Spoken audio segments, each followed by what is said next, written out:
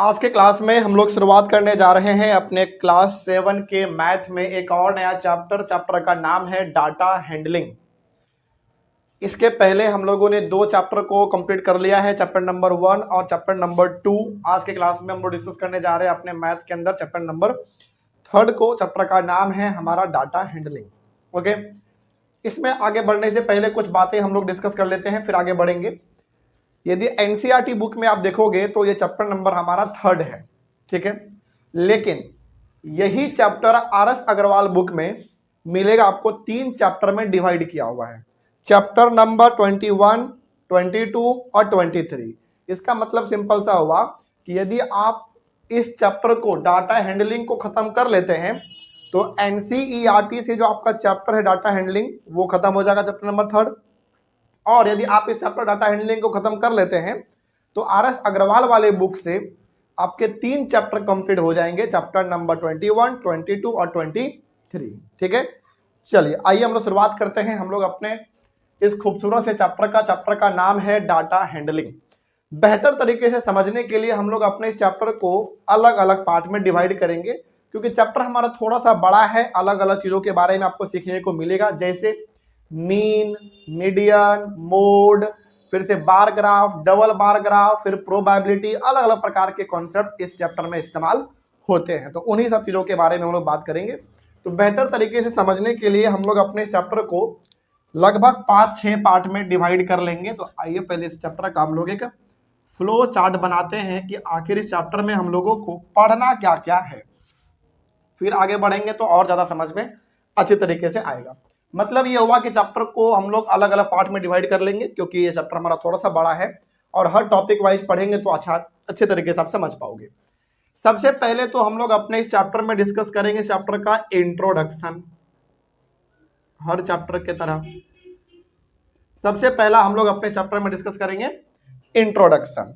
Introduction में basically हम लोग ये बात करेंगे कि डाटा हैंडलिंग क्या होता है, डाटा क्या होता है, बेसिकली इंपॉर्टेंट टर्म्स के बारे में हम लोग बात करेंगे। जैसे आपने नाम सुना होगा डाटा, रॉ डाटा, फिर से अरे, frequency, observation, tabulation of data. इन्हीं सब चीजों के बारे में हम लोग बात करेंगे अपने इंट्रोडक्शन वाले टॉपिक में, ठीक है। उसके बाद फिर हम लोग बात करेंगे अपने इस चैप्टर के अंदर, इसको और यदि पार्ट में डिवाइड करें तो हम लोग बात करेंगे मीन के बारे में। अब ये मीन क्या होता है आप सबको समझोगे, लेकिन एक एक करके। उसके बाद फिर हम लोग बात करेंगे अपने चैप्टर के अंदर मीन के बाद मीडियन के बारे में बात करेंगे। मीडियन के बाद हम लोग इसमें बात करेंगे मोड के बारे में। मोड के बाद हम लोग डिस्कस करेंगे बार ग्राफ के बारे में। बार ग्राफ, बार ग्राफ के बाद हम लोग बात करेंगे double bar graph, double bar graph, और लास्ट में हम लोग बात करेंगे प्रोबेबिलिटी के बारे में।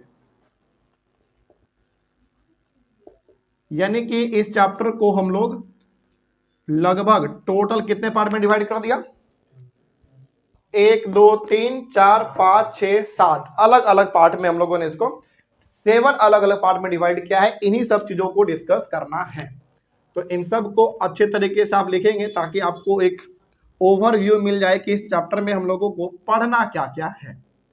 इससे होता क्या है ना, आपको ओवरऑल एक आइडिया मिल जाता है कि इस चैप्टर में हम लोगों को किन किन मेन टॉपिक के बारे में डिस्कशन करना है, तो ज्यादा अच्छा रहता है कि नहीं। तो सबसे पहला हेडिंग आप डालेंगे डाटा हैंडलिंग, उसके 7 छोटे छोटे पार्ट बनाएंगे। पहले में आप लिखोगे इंट्रोडक्शन, फिर हम लोग बात करेंगे mean, median, mode, bar graph, double bar graph और प्रोबेबिलिटी। इतने अलग अलग टॉपिक को यदि आप पढ़ लेते हैं तो आपका पूरा चैप्टर डाटा हैंडलिंग एनसीईआरटी के हिसाब से खत्म हो जाएगा और आरएस अग्रवाल के हिसाब से आपके 3 चैप्टर खत्म हो जाएंगे, चैप्टर नंबर 21, 22 और 23। ठीक है, तो इसको आप एकदम एक तरीके से अच्छे तरीके से मतलब इसको बनाइएगा फ्लो डायग्राम के तरह। आगे बढ़े, तो ये हो गया हमारा एक चैप्टर, इस चैप्टर का ओवरऑल ओवरव्यू कि आखिर हम लोगों को इसमें पढ़ना क्या है। क्योंकि सबसे पहले हमारा इंट्रोडक्शन है तो हम लोग यहीं से स्टार्ट करते हैं। आइए, सबसे पहला हेडिंग हमारा रहेगा इंट्रोडक्शन। एक टॉपिक को खत्म करेंगे, फिर चलेंगे दूसरे वाले टॉपिक पे, यानी कि इंट्रोडक्शन हमारा खत्म होगा, फिर मीन पे, फिर मीडियन, मोड, इस तरीके से आगे हम लोग बढ़ते चलेंगे। आगे बढ़े हम लोग। चलिए, तो पहला जो हमारा आज स्टार्ट होने जा रहा है वो इंट्रोडक्शन स्टार्ट होने जा रहा है, और इंट्रोडक्शन में बेसिकली हम लोग बात करेंगे सम इंपॉर्टेंट टर्म्स के बारे में। सम इंपॉर्टेंट टर्म्स, कुछ इंपॉर्टेंट टर्म है हमारे पास, उसके बारे में बात करेंगे इंट्रोडक्शन में। आगे बढ़े हम लोग। चलिए, सबसे पहले हम लोग समझते हैं, चैप्टर का नाम है डाटा हैंडलिंग, तो पहले हम लोग समझ लेंगे डाटा का मतलब क्या होता है। हैंडलिंग का तो सिंपल सा मतलब हो गया किसी चीज को हैंडल करना, मतलब संभालना, अच्छी तरीके से उसको समझना, है ना, इंटरप्रेट, एनालाइज करना, ये सब चीजें हैंडलिंग कहलाता है। लेकिन पहले आप समझो ये डाटा क्या होता है। आगे बढ़े। चलिए, तो इसको ध्यान से अब आप समझिएगा, क्योंकि बहुत इंपॉर्टेंट डिस्कशन हमारा अब स्टार्ट होने जा रहा है। तो टॉपिक हमारा इंट्रोडक्शन। इंट्रोडक्शन के अंदर हम लोग बात करेंगे सम इंपॉर्टेंट टर्म्स के बारे में, और सबसे इंपॉर्टेंट पहला हमारा टर्म होगा डाटा के बारे में। तो शुरुआत करते हैं, डाटा का मतलब क्या होता है। डाटा का मतलब होता है बेसिकली आपको इंफॉर्मेशन मिलना चाहिए। Data means information. Data means information in the form of numerical figure। बस इसका मतलब क्या हुआ, आइए इसके बारे में पहले हम लोग बात करते हैं। Data means information in the form of numerical figure. अभी आपको समझ में नहीं आ रहा होगा, कोई दिक्कत वाली बात नहीं, एग्जाम्पल लेंगे तो समझ में ज्यादा आएगा। जैसे मान लेते हैं, सपोज करिए कि आप लोग क्लास 7 में हैं। क्लास 7 में सपोज करो 10 बच्चे हैं, उस 10 बच्चे का मैथ का टेस्ट हुआ, और मैथ का जो टेस्ट हुआ वो था 80 नंबर का। तो यहां पे हम लोग लिखते हैं marks obtained bye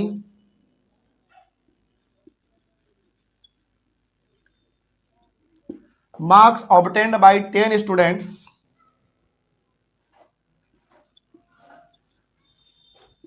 in math test out of 80 marks। क्या लिखा हमने heading, marks obtained by 10 students in math test out of 40 marks. मतलब मान लेते हैं पहले बच्चे ने लेकर आया 70, उसके बाद 25, फिर 30, फिर 17, एक बच्चा है जो 80 में 80 भी लेकर आ गया। उसके बाद मान लेते हैं एक का है 79, फिर 73, फिर 69, इस तरीके से 1 2 3 4 5 6 7 8, एक मान लेते हैं कि 40 लेकर आ जाता है और एक 50 लेकर आ जाता है, इस तरीके से। तो चलिए अब समझते हैं कि हमने जो डाटा के बारे में लिखा वो क्या कहता है, और उसका एग्जांपल लेंगे तो और ज्यादा हमारे लिए कॉन्सेप्ट क्लियर हो जाएगा। देखिए पहले क्या है लिखा हुआ, डाटा मीन्स इंफॉर्मेशन। इस इंफॉर्मेशन का मतलब क्या होता है, किसी चीज के बारे में आपको जानकारी मिलना, लेकिन वो जानकारी आपको मिलेगा, इंफॉर्मेशन मिलेगा किस फॉर्म में, नंबर के फॉर्म में। तो यदि कोई इंफॉर्मेशन यानी कि कोई जानकारी आपको नंबर के फॉर्म में मिलता है तो वो हमारा कहलाएगा डाटा। जैसे यहां पे देखिए, ये सारा का सारा 10 बच्चे के मार्क्स लिखे हुए हैं। पहले बच्चे ने मैथ के टेस्ट में लाया 80 में 70 मार्क्स, फिर 25, फिर 30, फिर 17, फिर 80, एक बच्चा का है जो कि 80 नंबर भी लेकर आता है, फिर 79, फिर 73, 69, 40 और 50। तो यहाँ पे 10 बच्चे का मैथ का मार्क्स लिखा हुआ है कि 80 में वो कितना लेकर आया।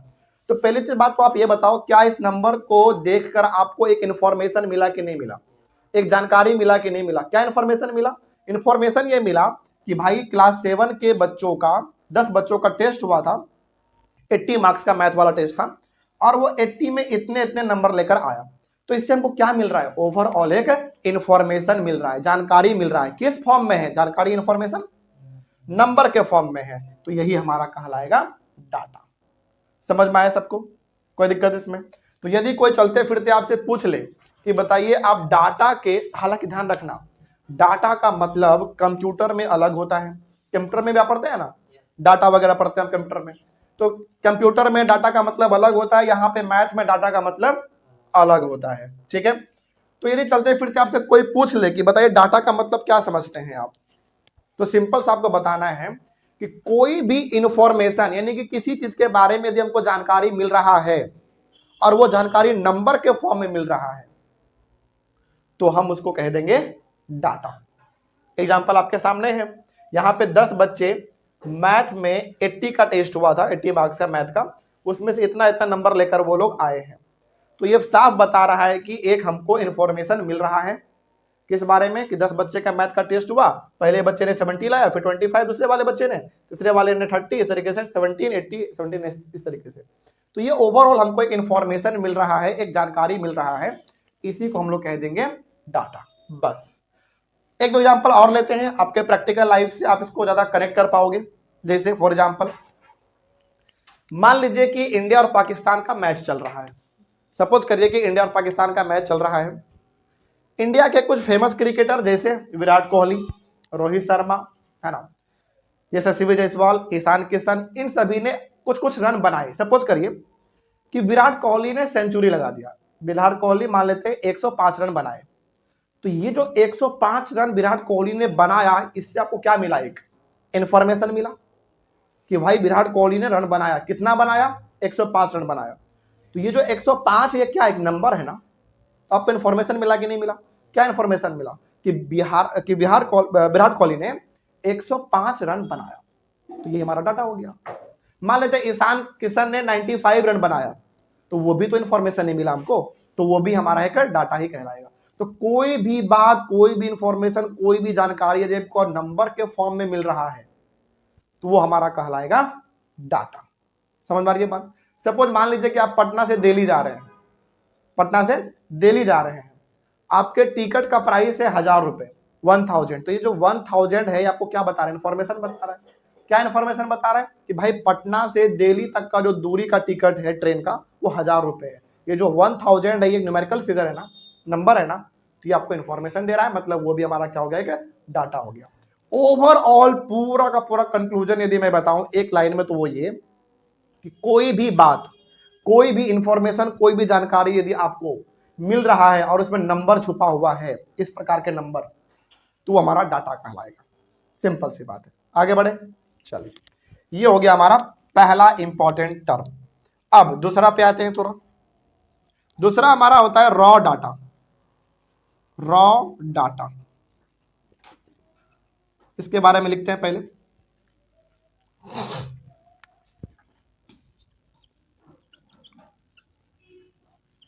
when data is obtained in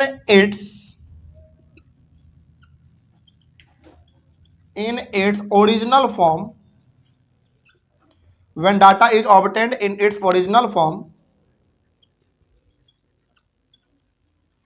it is called raw data। इसका मतलब क्या हुआ, आइए इसके बारे में हम लोग समझते हैं। जैसे when data is obtained in its original form, it is called raw data। Original form का मतलब यहां पे क्या है, क्या डुप्लीकेट फॉर्म भी होता है क्या, कुछ समझते हैं इसको। देखिए, जब भी कोई डाटा या फिर कोई इंफॉर्मेशन, आप कह रहे हो डाटा मतलब इंफॉर्मेशन, इंफॉर्मेशन मतलब डाटा, बात एक ही है। जब भी कोई बात आपको पहली बार पता चले, पहली बार मतलब ओरिजिनल, जहां से शुरुआत हुआ पहले पता चल गया आपको, बाद में नहीं, बाद में फिर वो पुराना हो जाएगा। समझ में आ रही है बात।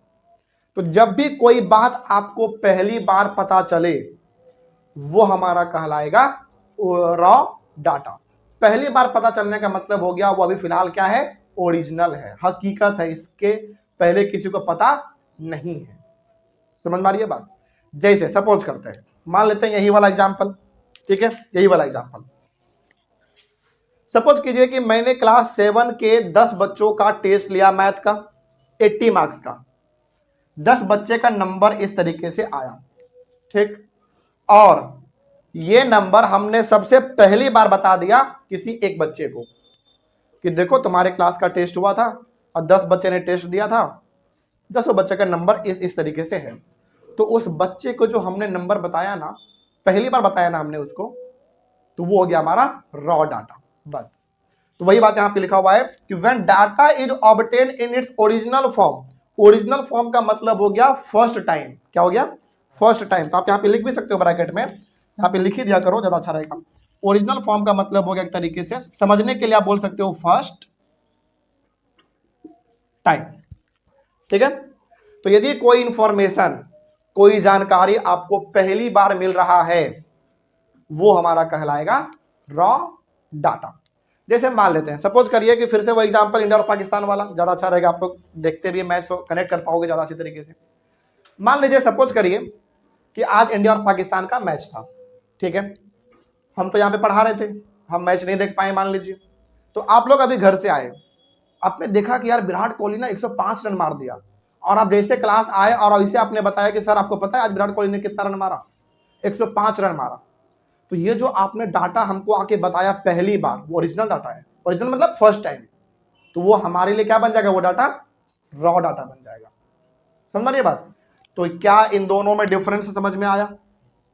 तो डाटा का एक बार फिर से रिवाइज करवा देते हैं क्योंकि आगे बढ़ेंगे हम लोग। तो डाटा का सिंपल सा मतलब हो गया कि कोई भी इंफॉर्मेशन, कोई भी बात, कोई भी जानकारी, कोई भी मैसेज यदि आपको नंबर के फॉर्म में मिल रहा है और उससे आपको कुछ जानकारी मिल रहा है, तो वो हमारा कहलाएगा डाटा।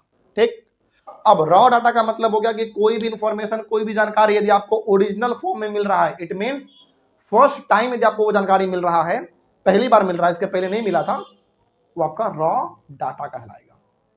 समझ में आया बात? अब जैसे मान लीजिए, सपोज करिए कि विराट कोहली 105 रन मारा, आपने आके हमको पहली बार बताया, तो ये हमारे लिए क्या हो गया? रॉ डाटा हो गया। लेकिन वही बात आप 10 दिन के बाद हमको बताएंगे दोबारा, तो क्या वो दोबारा हमारे लिए रॉ डाटा रहेगा? नहीं, वो तो पुराना हो गया ना। फिर पहले आपने एक बार बता चुका था, एक बार आपने 10 दिन के बाद बता दिया, तो वो हमारा रॉ डाटा नहीं कहलाएगा, वो सिंपली एक डाटा बन के रह जाएगा।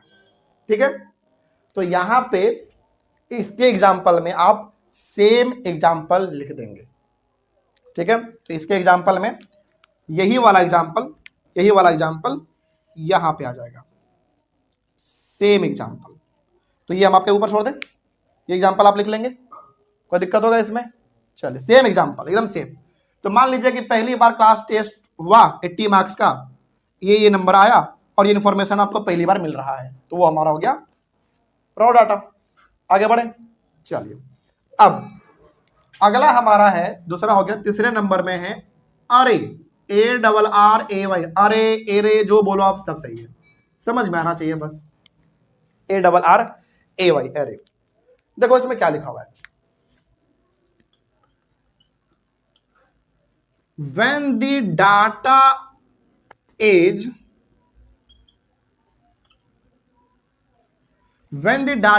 arranged in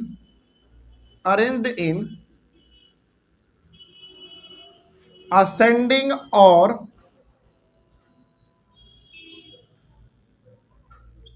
descending order, then the data is called array। क्या हुआ इसका मतलब? इसका मतलब हुआ कि when the data is arranged in ascending or descending order, then the data is called array।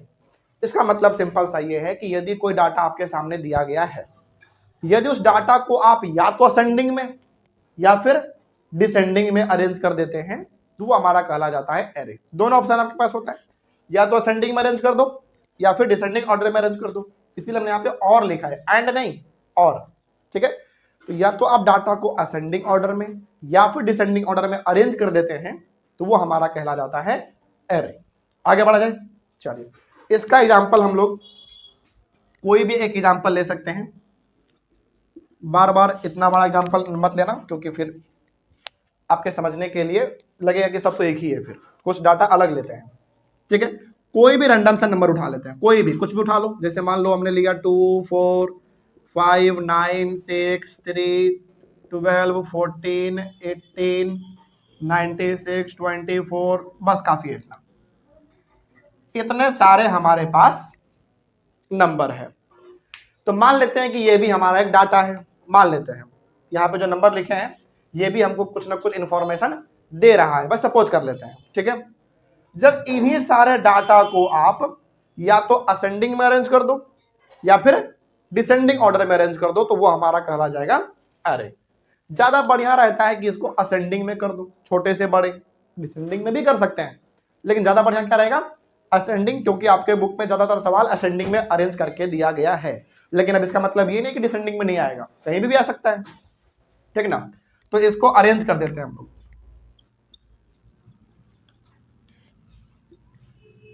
Arrange the given data, arrange the given data in ascending order. आइए थोड़ा सा इसको असेंडिंग ऑर्डर में अरेंज करते हैं। तो बताइए सबसे छोटा कौन सा डाटा इसमें दिख रहा है आपको?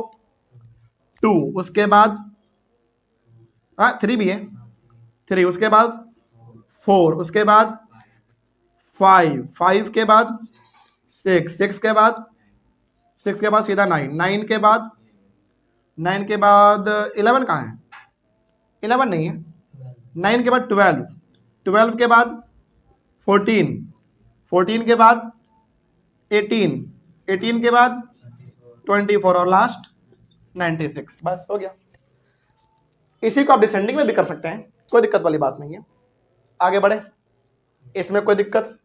चलिए वेरी गुड। फिर तो एरे का सिंपल सा मतलब हो गया कि जब आप डाटा को या तो असेंडिंग ऑर्डर में या फिर डिसेंडिंग ऑर्डर में किसी में भी आप अरेंज कर दो वो डाटा हमारा अब कहला जाता है एरे। बस सिंपल है। आगे बढ़ते हैं, इसको पहले लिख लीजिए जल्दी से फटाफट।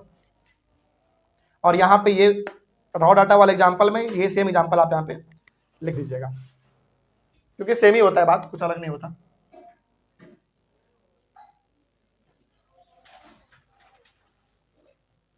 आगे बढ़े, चलिए तीसरा के बाद चौथे नंबर पे आइए। उसके बाद है हमारा observation.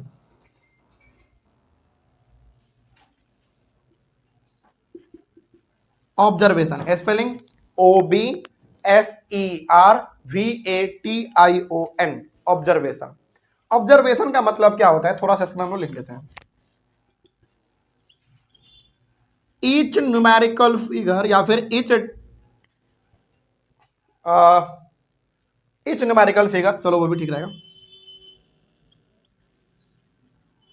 Each numerical figure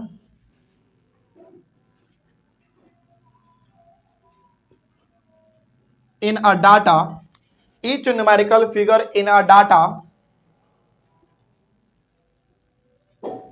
is called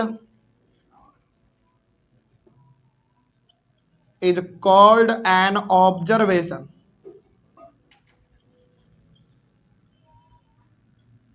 क्या लिखा?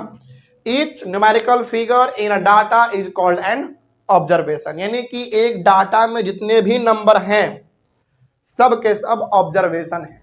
एक एग्जांपल लेते हैं तो समझ में आपको ज्यादा आएगा, कॉन्सेप्ट क्लियर हो जाएगा। सपोज कोई भी नंबर उठा लेते हैं हम लोग, चलो यही नंबर उठा लेते हैं, कोई भी ले सकते हो आप, कोई दिक्कत वाली बात नहीं है। ऊपर वाला लेते हैं 2, 4, 5, 9, 6, 3, 12, 14, एग्जाम्पल कोई भी ले सकते हैं, इसीलिए हम रैंडम सा ऊपर का ही एग्जाम्पल यहाँ पे ले रहे हैं। ये हमारे सामने एक डाटा है मान लीजिए। अब जरा देखो यहाँ पे, मान लीजिए कुछ देर के लिए कि हमारा जो नंबर यहाँ पे दिया हुआ है ये हमारा डाटा है, क्योंकि इससे हमको कुछ जानकारी मिल रहा है। ये जो पहला आप देख रहे हो ना नंबर 2 है हमारा, ये हमारा ऑब्जर्वेशन कहलाएगा। 4 भी ऑब्जर्वेशन है, 5, 9, 6, 3 सब ऑब्जर्वेशन है। तो अब यदि मैं आपसे पूछूं कि इस वाले डाटा में बताइए टोटल नंबर ऑफ ऑब्जर्वेशन कितने, तो क्या बोलोगे? सबको जोड़ दो, 1, 2, 3, 4, 5, 6, 7, 8, 9, 10, 11। टोटल नंबर ऑफ ऑब्जर्वेशन कितने हमारे पास है? 11 है। इसका मतलब एक डाटा में जितना भी नंबर होता है सब अपने आप में क्या है? एक ऑब्जर्वेशन, ऑब्जर्वेशन, ऑब्जर्वेशन, सारे ऑब्जर्वेशन है। तो यहाँ पे टोटल नंबर ऑफ ऑब्जर्वेशन हो जाएंगे, टोटल नंबर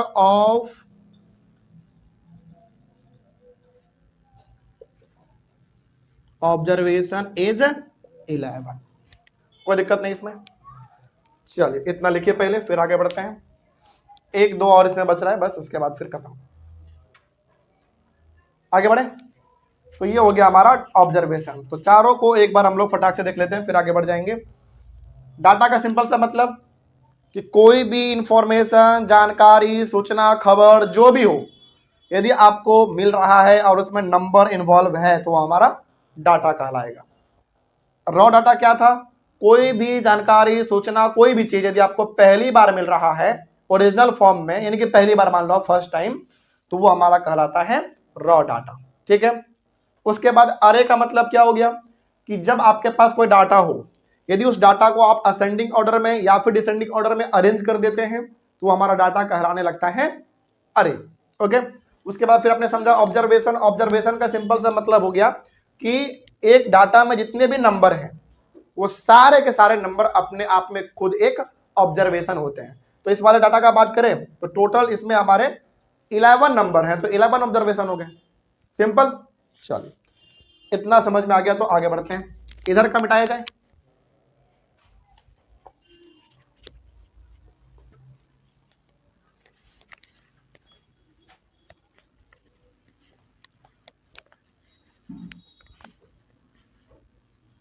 चलिए नेक्स्ट है हमारा 5वें नंबर पे frequency of an observation. Frequency of N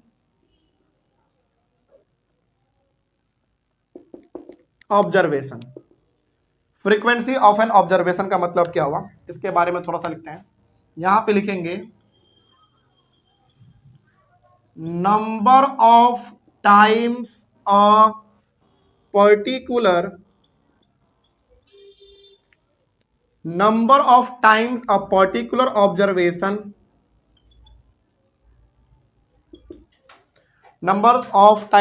observation occurs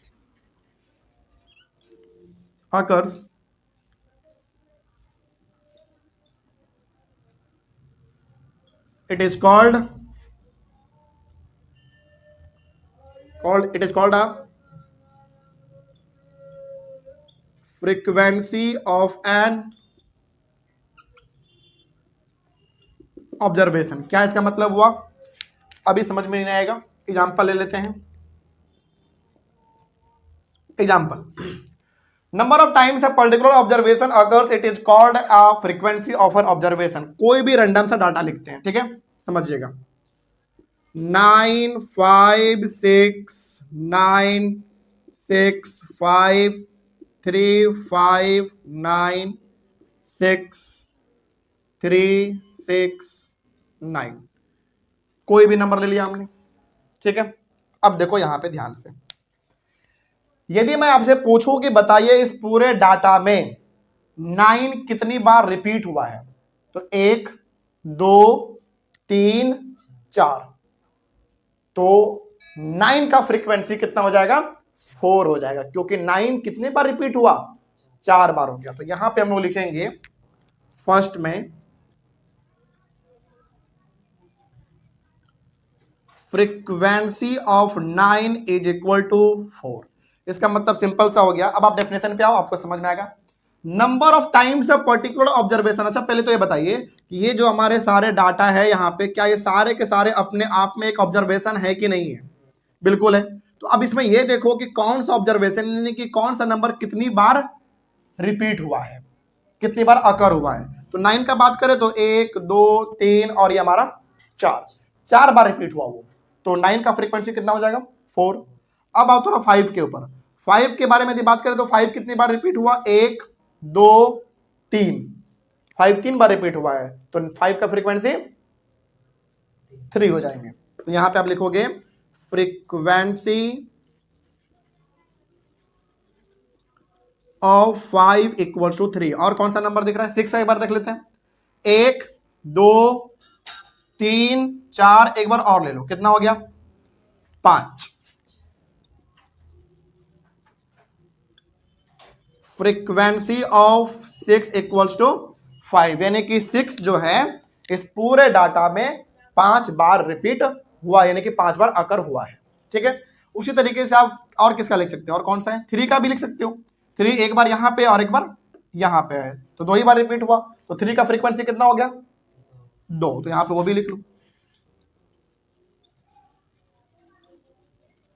frequency of 3 equals to 2, यानी कि frequency of 3 is equal to 2 का मतलब हो गया कि इस पूरे डाटा में जो फ्रीक्वेंसी है 3 का, यानी कि 3 बेसिकली कितनी बार रिपीट हुआ, तो 2 बार रिपीट हुआ, बस। तो फ्रीक्वेंसी समझ में आया। इसी तरीके से आपको देखना है फ्रीक्वेंसी का सिंपल सा मतलब याद रखना एक लाइन में कि कौन सा चीज कितनी बार आया है, रिपीट हुआ है, ये हो गया हमारा फ्रीक्वेंसी। आगे बढ़े, चलिए नेक्स्ट, एक लास्ट है हमारा इसमें 6 नंबर में, tabulation of data. Tabulation of data, इसको थोड़ा इधर लिखा जाए, 5 हो गया 6 नंबर पे, tabulation.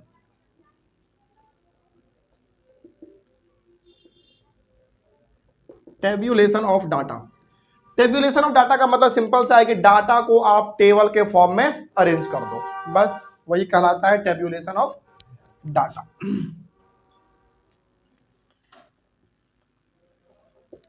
Arranging the data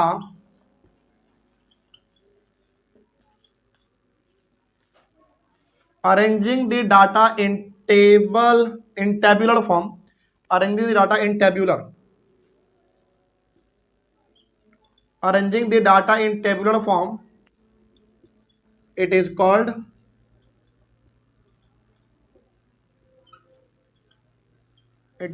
tabulation of data. बस, यानी कि डाटा को टेबल के फॉर्म में अरेंज कर दीजिए, टेबल में बेसिकली सजा के लिख दीजिए, वो हमारा टेब्यूलेशन ऑफ डाटा कहलाएगा। तो आइए देखते हैं इसका एग्जांपल। जैसे सपोज मान लेते हैं यहां पे हम लोग एक क्रिकेट मैच का लेते हैं एग्जांपल, ठीक है।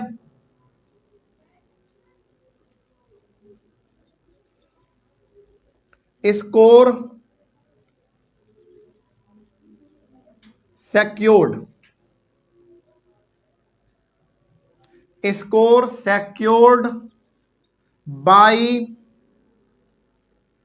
10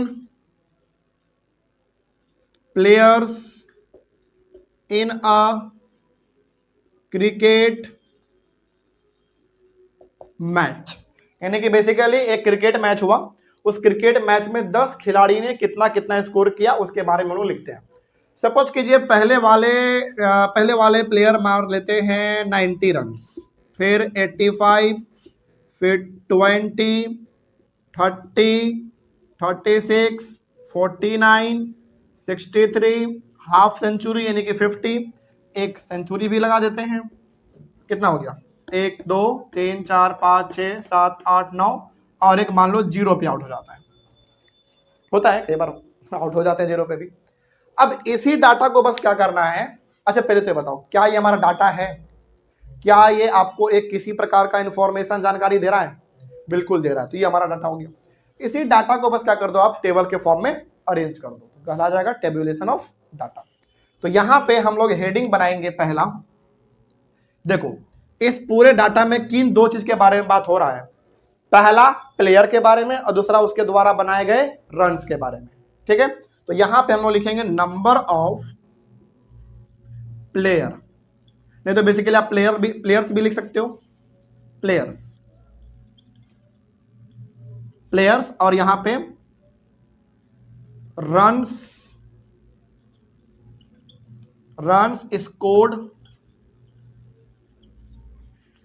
scored by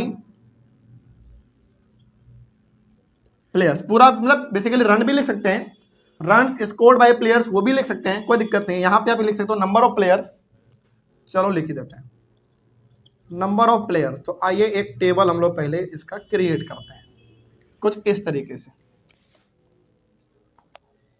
okay. Total 10 player हैं, तो आपको 10 बनाने पड़ेंगे, इस तरीके से छोटा छोटा बना लेंगे, 1 2 3 4 5 6 7 8 9 एंड लास्ट 10। अब बताइए पहला वाला प्लेयर, नंबर ऑफ प्लेयर मतलब पहला, दूसरा, तीसरा, चौथा, 5 6 7 8 9 10। पहला वाला प्लेयर कितना बनाता है?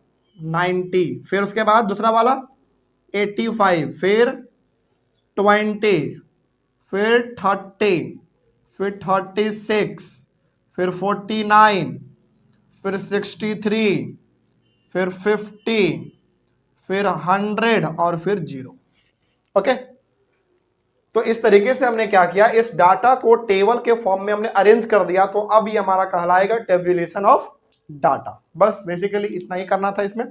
इसको जल्दी से आप लोग लिखिए। ऑनलाइन वाले बच्चे आप लोग भी या तो वीडियो को पॉज करके लिख लीजिए या फिर वीडियो का स्क्रीनशॉट ले लीजिए, जैसे आपको अच्छा लगे वैसे इसको कॉपी में लिख लीजिए। लेकिन लिखना जरूर है क्योंकि ये आपको आगे के कॉन्सेप्ट्स को समझने में हेल्प करेगा। उसके बिना फिर आप नहीं समझ पाओगे, चैप्टर में आपको हमेशा कंफ्यूजन बना ही रहेगा। तो इसको अच्छे तरीके से आप लिखेंगे पहले, फिर आगे बढ़ेंगे।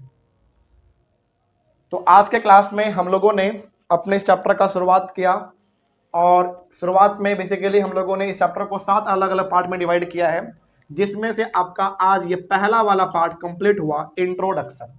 इंट्रोडक्शन में बेसिकली आपने समझा कुछ इंपॉर्टेंट टर्म्स के बारे में। कल से हमारा क्लास चलेगा मीन का, देन उसके बाद median, mode, bar graph, double bar graph and last probability. तो सबके बारे में डिस्कस करेंगे एक एक करके। इस चैप्टर का सबसे बड़ा खूबसूरती ये है कि आपको अलग अलग टर्म्स के बारे में जानने को मिलेगा, जो कि आप बड़े वाले क्लास में भी पढ़ोगे। तो यहाँ पे बस एक तरीके से थोड़ा सा बेस है, आपको छोटा मोटा जानकारी मिलेगा, लेकिन इसके बारे में नेक्स्ट लेवल का आप आगे क्लास में पढ़ोगे 8 9 10 में।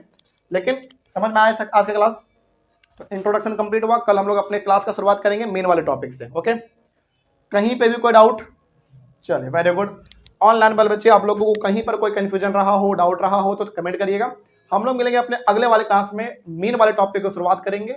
और हाँ, ध्यान रहे इतना आप लोग कल रिवाइज करके आएंगे, सब कोई, आप लोग भी और आप लोग भी रिवीजन करके आएंगे तो क्लास में फिर ज्यादा अच्छा लगेगा। ऐसा ना लगना, मतलब ऐसा ना लगना चाहिए कि पहली बार इस चीज को पढ़ रहे हैं, पढ़ के आओगे तो ज्यादा अच्छा लगेगा। ठीक है, समझ में आएगा। चलिए मिलते हैं हम लोग कल अगले क्लास में। Thank you very much and have a nice day. आज के क्लास में हम लोग एक नए टॉपिक का शुरुआत करेंगे, अपना सबसे फर्स्ट टॉपिक। यदि वो आपको फ्लो चार्ट याद होगा तो उसमें हमारा सबसे पहला इंट्रोडक्शन था। इंट्रोडक्शन कंप्लीट कर चुके थे और उसके बाद हमारा मीन था। तो आइए हम लोग आज शुरुआत करते हैं मीन के बारे में। मीन में आगे बढ़ने से पहले कुछ इंपॉर्टेंट बातें आप जान लीजिए। जैसे मीन को अलग अलग नामों से भी पुकारा जाता है, ठीक ना। जैसे मीन को बोला जाता है अरिथमेटिक मीन, एक ही बात है।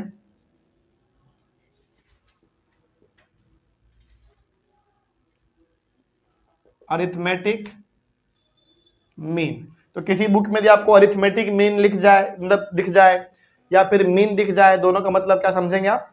एक ही समझेंगे। ठीक है, आगे बढ़ते हैं। और मीन का मतलब क्या होता है? मीन का मतलब बेसिकली होता है एवरेज। क्या समझेंगे? अब इस सवाल है कि सर ये एवरेज क्या है, फिर इसके बारे में थोड़ा समझ लेते हैं, फिर आगे बढ़ेंगे तो सवाल आपके लिए इजी हो जाएगा। समझिए, एवरेज का मतलब होता है, जैसे सपोज करिए यदि मैं आपसे पूछूं कि यार बताओ अभी इंडिया का पॉपुलेशन कितना है, तो अभी इंडिया का पॉपुलेशन लगभग 140 करोड़ के आसपास है, 140 करोड़ के आसपास। तो ये जो 140 करोड़ के आसपास है इंडिया का पॉपुलेशन, क्या ये सही में है इतना ही एग्जैक्ट? इतना एग्जैक्ट नहीं, ये क्या बताया जाता है आपको? कब हमेशा एक एवरेज बताया जाता है। तो एवरेज का मतलब हमेशा ध्यान रखना, सटीक वैल्यू नहीं होता है, ये एक मोटा मोटी वैल्यू होता है कि हाँ लगभग इतना के आसपास। जैसे अभी इंडिया का पॉपुलेशन 140 करोड़ के आसपास है, तो क्या ये 140 करोड़ सटीक नंबर है कि हाँ 140 करोड़ ही है इंडिया का पॉपुलेशन? नहीं, ये एवरेज बताया जाता है। क्या बताया जाता है? एवरेज। तो एवरेज का सिंपल सा मतलब हो गया कि ये बिल्कुल सटीक आंसर नहीं होता है, लेकिन हाँ जब भी आप किसी चीज का एवरेज निकालते हैं तो आपको मोटा मोटी यानी कि एक रफ आइडिया दे देता है कि हाँ लगभग इतना के आसपास होता होगा, ठीक ना। तो इंडिया का पॉपुलेशन 140 करोड़ है, ये क्या है? एक रफ है, यानी कि एक एवरेज नंबर है कि हाँ लगभग इतना के आसपास, ठीक है ना। तो अब समझ में आया एवरेज का मतलब, यानी कि मीन का मतलब एवरेज। और मीन को अरिथमेटिक मीन की तरह भी लिख सकते हैं, इसको इस तरीके से भी लिखा जाता है। ठीक है, आगे बढ़ते हैं। अब आइए हम लोग अपने सवालों के ऊपर चलते हैं। हालांकि मेन जो हमारा मीन का सवाल है वो क्वेश्चन नंबर 3 से स्टार्ट होता है।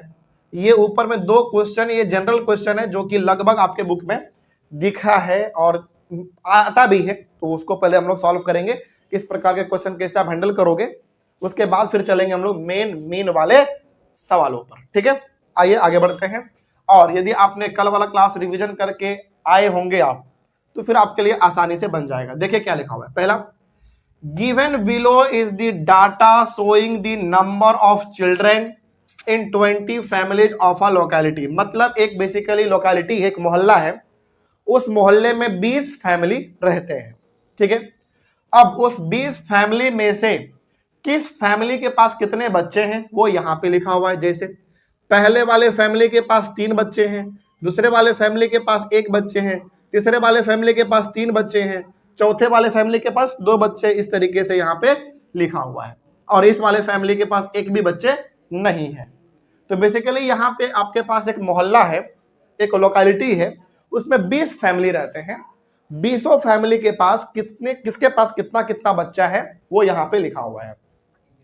अरेंज द डाटा, करना क्या इस सवाल में, arrange the data in ascending order. सबसे पहले ये जो डाटा यहाँ पे दिया हुआ है इसको असेंडिंग ऑर्डर में पहले अरेंज करिए। ठीक है, and then prepare of frequency table. अब ये सवाल है कि सर फ्रीक्वेंसी टेबल क्या है, कल हमने आपको बताया था ना वो चीज, टेबुलेशन ऑफ डाटा, बस उसी प्रकार का कुछ है, थोड़ा सा अलग है लेकिन उसी प्रकार का चीज है।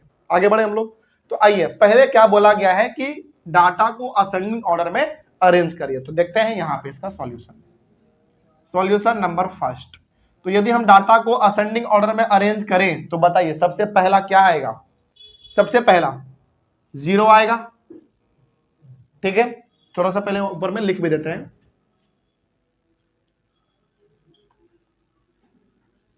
अरेंजिंग द डाटा इन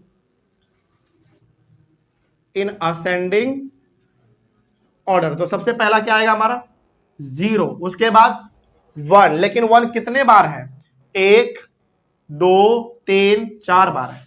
तो 1 2 3 4, उसके बाद 2 आएगा। 2 कितनी बार है, 1 2 3 4 5 6 बार है। तो 1 2 3 4 5 और ये 6। 3 कितनी बार है, 1 2 3 4 5 6 7 बार है। 1 2 3 4 5 6 7, उसके बाद 4 भी है क्या, हाँ है, 1 2 बार है। 4 और 4, 5 तो नहीं है। बस इस तरीके से हमने डाटा को क्या कर दिया, अरेंज कर दिया। उसके बाद बोला है and then prepare a frequency table. एक फ्रीक्वेंसी टेबल को प्रिपेयर करिए, यानी कि बेसिकली एक फ्रीक्वेंसी टेबल आप बनाइए। अब देखो फ्रीक्वेंसी टेबल बनाने के लिए ना आपको बस इस डाटा में 2 चीज देखना है कि इस वाले डाटा में किन 2 चीज के बारे में बात हुआ है। यदि मैं आपसे पूछूं कि बताइए इस वाले डाटा में, यहां पे देख लो, इस वाले क्वेश्चन में बेसिकली किन 2 चीज के बारे में बात हुआ है, तो आप ढूंढ के निकाल सकते हो 2 चीज। पहला तो ये बात हुआ है कि उस मोहल्ले में कितने फैमिली हैं, तो पहला हमारा क्या निकला, फैमिली के बारे में बात हो रहा है। दूसरा बात कि किस फैमिली के पास कितने चिल्ड्रन है, यानी कि दूसरा किसके बारे में बात हो रहा है, बच्चे के बारे में बात हो रहा है। ठीक ना, तो आइए इन्हीं दोनों को लेकर हम लोग एक टेबल बनाएंगे अच्छे तरीके से। तो यहां पे आप लिखोगे नंबर ऑफ फैमिली, एक तरफ आप बना लो number of families, number of families, okay. नहीं तो एक काम कर सकते हो, अच्छा चलो एक और आपको थोड़ा सा एक शॉर्ट ट्रिक दे देते हैं। ठीक है, देखो यहां पे जो चीज हमारा लिखा हुआ है ये है क्या, बताओ। नंबर ऑफ फैमिली है 20 और 20 फैमिली में कितने कितने बच्चे हैं वो लिखा हुआ है। तो यहां से साफ पता चल रहा है कि एक बात हो रहा है फैमिली के बारे में और एक बात हो रहा है नंबर ऑफ चिल्ड्रन के बारे में बात हो रहा है। तो आपको बेसिकली इसमें 2 कॉलम बनाने हैं। एक कॉलम आप बनाओगे बच्चे का और एक कॉलम आप बनाएंगे फैमिली का। ठीक है, तो आइए शुरुआत करते हैं हम लोग। सबसे पहला इधर आगे लिखना ठीक रहेगा, इधर लिखो। ज्यादातर कोशिश करना कि जो फ्रीक्वेंसी वाला हमारा चीज होगा कि कौन सा चीज कितनी बार रिपीट हुआ है वो उधर लिखा जाए। किधर लिखा जाए, अभी थोड़ा सा बनाएंगे तो आपको समझ में थोड़ा ज्यादा आएगा। तो यहां पे हम लोग कर लेते हैं पहले नंबर ऑफ चिल्ड्रेन, बताते हैं ऐसा क्यों कर रहे हैं। ये प्रैक्टिस का चीज है, आप बार बार करोगे आपको भी ये चीज आ जाएगा। नंबर ऑफ चिल्ड्रेन, उसके बाद यहां पे बनाना पड़ता है टैली मार्क। ये क्या है सब बताएंगे, बस अभी आप लिख लो। उसके बाद आप यहां पे लिखोगे नंबर ऑफ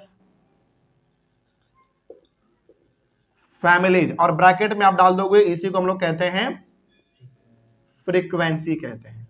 ठीक है, अब आप बनाइए प्रॉपर एक टेबल इस तरीके से।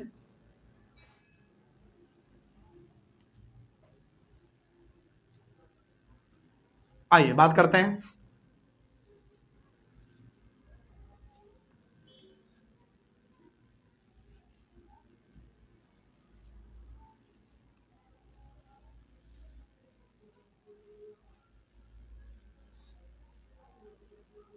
देखिए यहां पे हमने लिखा है नंबर ऑफ चिल्ड्रेन, यहां पे लिखा है टैली मार्क, और यहां पे लिखा हमने नंबर ऑफ फैमिलीज। ठीक है, अब आइए बताइए, सबसे पहले नंबर ऑफ चिल्ड्रेन में सबसे छोटा नंबर कौन सा था हमारा, 0। तो यहां पे पहले लिखेंगे हम लोग 0। अब आप ये बताइए कि कितने ऐसे फैमिली हैं जिनके पास 0 बच्चे हैं, यानी कि एक भी बच्चे नहीं है। कितने फैमिली है, एक ही है यहां पे, यानी कि एक ही ऐसा फैमिली है जिसके पास एक भी बच्चा अपना नहीं है। तो यहां पे नंबर ऑफ फैमिली में लिख देंगे 1। आगे बढ़े, अब 1 के बाद, सॉरी 0 के बाद बड़ा नंबर 1। अब आप ये बताइए कि कितने ऐसे फैमिली हैं जिनके पास एक एक बच्चा है। तो 1 2 3 4, 4 फैमिली ऐसे हैं जिनके पास एक एक बच्चा है, तो यहां पे 4 लिख देंगे।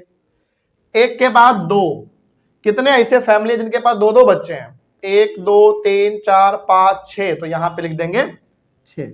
टेली वाले को अभी आप खाली रखना, उसके लिए हम बताएंगे। उसके बाद 3, कितने ऐसे फैमिली है जिनके पास 3 बच्चे हैं, तो 1 2 3 4 5 6 7, तो यहां पे लिख देंगे 7। एक बच गया, तो आइए उसके लिए भी कॉलम बना लिया जाए। अब 4, कितने ऐसे फैमिली है जिनके पास 4 बच्चे हैं, 2 हैं, तो यहां पे लिख देंगे 2। अब आगे बढ़ने से पहले अब आप ये समझो कि हमेशा फ्रीक्वेंसी वाला इधर ही आएगा, क्यों आएगा उसको समझिए पहले। देखो समझना ध्यान से, यहां पे हमेशा आप लिखोगे उन नंबर को, यानी कि यहां पे जो हेडिंग है उस नंबर को आप लिखोगे जिसके बारे में यहां पे बात हो रहा है, और इस वाले में वो लिखेंगे कि जो नंबर कितनी बार रिपीट हुआ। जैसे 0 बच्चे कितने फैमिली के पास है, एक फैमिली के पास, इसका मतलब कि 0 कितनी बार रिपीट हुआ ये बताओ। अच्छा, फ्रीक्वेंसी का मतलब क्या, हमने क्या बताया था कि कोई भी चीज कितनी बार रिपीट हो रहा है। तो इस पूरे डाटा में बताइए 0 कितनी बार रिपीट हुआ है, एक बार, तो फ्रीक्वेंसी में हमारा 1 आ जाएगा। अब 1 कितनी बार रिपीट हुआ, 4 बार, तो यहां पे फ्रीक्वेंसी में 4 आ जाएगा। यानी कि फ्रीक्वेंसी वाला चीज मतलब कौन सा चीज कितनी बार रिपीट हुआ वो इधर लिखाएगा, और जिसके बारे में बात हो रहा है वो इधर लिखाएगा। किसके बारे में बात हो रहा है, 0 बच्चे के बारे में, 1 बच्चे के बारे में, 2 बच्चे के बारे में, 3 4 के बारे में। इतना समझ में आया। चलिए अब हमको लिखना है इसका tally mark. Tally mark basically बहुत आसान चीज है, आप ये देख लो, इधर 1 है ना, इधर को देख के लिखेंगे, इधर 1 है तो टैली मार्क में एक डंडी खींच देंगे बस। ठीक, अब यहां पे 4 है तो 4 डंडी, 1 2 3 4 बस। अब यहां पे 6 है तो क्या 6 डंडे खींच दें, नहीं, ध्यान रखिएगा 6 को ऐसे बनाएंगे, 1 2 3 4 तो खींचेंगे, एक लाइन ऐसे कर देंगे तो ये 5 बन जाएगा हमारा। अब बचा एक और, तो यहां पे हो जाएगा हमारा 6, बस काम खत्म। समझ में आया बात। यानी कि यदि 4 तक लिखना होगा तो ऐसे, यदि 4 से आगे हो गया, जैसे सपोज 5 हो गया हमारा, तो ऐसे लिखेंगे 5 को, 1 2 3 4, और 5 के लिए इसे कट कर देंगे, हो गया 5। अब 6 कैसे लिखेंगे, 1 2 3 4 और कट किया, 5 हो गया, एक बचा, तो एक डंडी इधर 6। ठीक, अब यहां पे 7 है, 7 को कैसे लिखेंगे, 1 2 3 4 कट किया हमने, कितना हुआ 5, कितना बचा 2 बचा तो 2 डंडी, ठीक है। उसी प्रकार से यहाँ पे 2 है तो केवल 2 डंडी, ओके। अब यदि आपको मान लीजिए 12 लिखना होता तो कैसे लिखते, एक बार देख लो। 12 लिखना होता हमको तो कैसे लिखते, 1 2 3 4 5 6 7 8 9 10 11 12, इस तरीके से। यानी कि 4 लिखने के बाद एक कट कर देंगे तो 5 हो जाएगा, फिर 5 और फिर हमारा 2, ये हमारा टैली मार्क कहलाता है, ठीक है। बस इस तरीके से आपका हुआ पहला वाला क्वेश्चन कंप्लीट। ध्यान रखना है ये वाला क्वेश्चन मीन का नहीं है, लेकिन इस प्रकार के क्वेश्चन आपके बुक में है तो वहां पे आपको आएगा।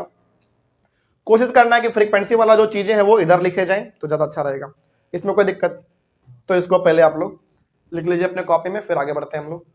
उसके बाद है हमारा क्वेश्चन नंबर ये वाला, तो आइए इसको भी सॉल्व कर लेते हैं।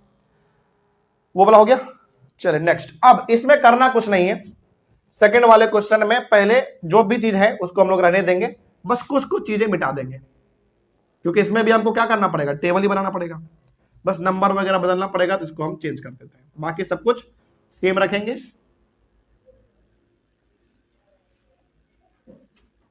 ये हमारा फ्रीक्वेंसी कहलाता है, तो फ्रीक्वेंसी यहां पे लिखा ही रहेगा, फ्रीक्वेंसी। और ये सारे नंबर अब खत्म।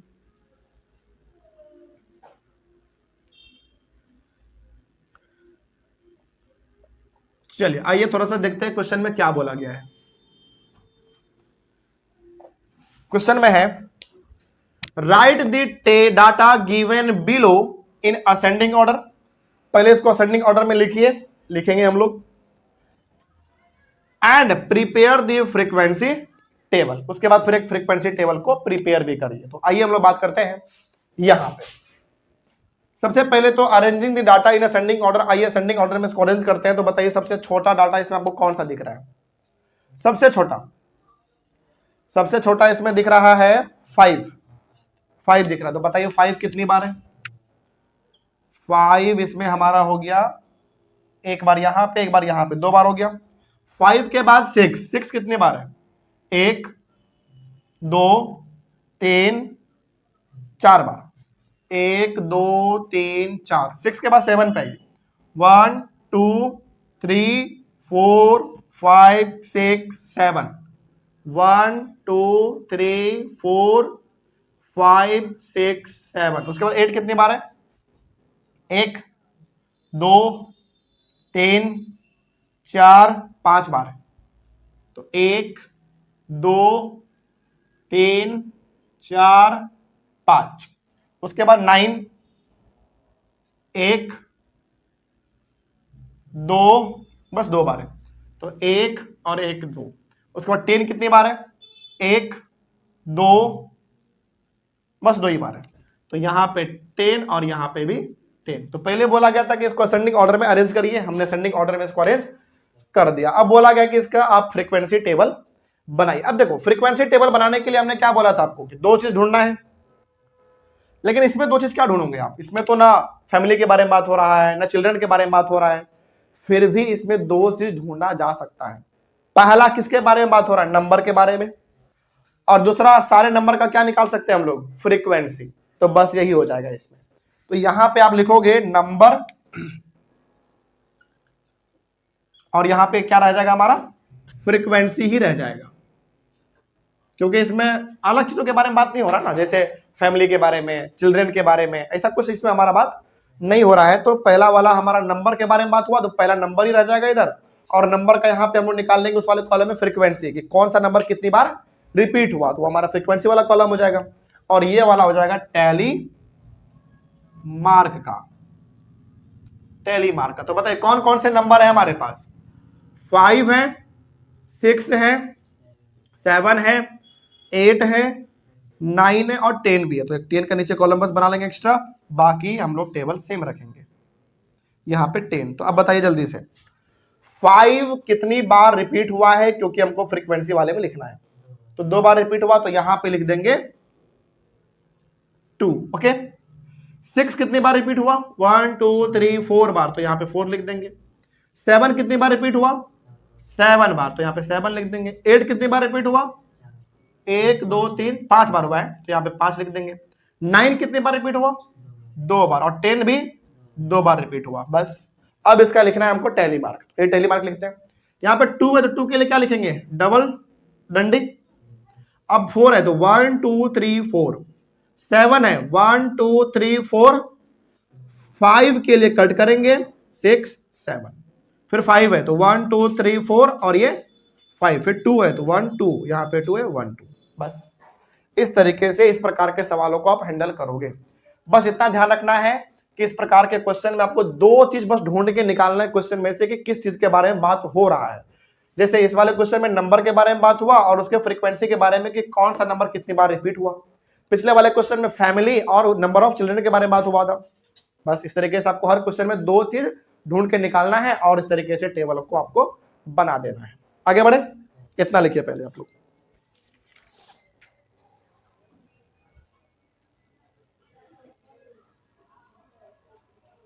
इसको जल्दी से ऑल 9 वाले बच्चे आप लोग भी लिखिए, फिर आगे बढ़ते हैं। आगे बढ़े, तो ये दोनों क्वेश्चन हमारे मीन के क्वेश्चन नहीं थे, लेकिन पूछा जाता है इस प्रकार के क्वेश्चन, तो हम लोगों ने इसको बनाया। आगे बढ़ते हैं, क्वेश्चन नंबर 3 पे आते हैं। 3rd नंबर क्वेश्चन को देखा जाए, करिए जल्दी करिए। हो गया, चलिए नेक्स्ट। ये सॉल्यूशन नंबर 2 था, ठीक है। यहां पे हम लिख नहीं पाए थे, लेकिन आप 2 कर देना वहां।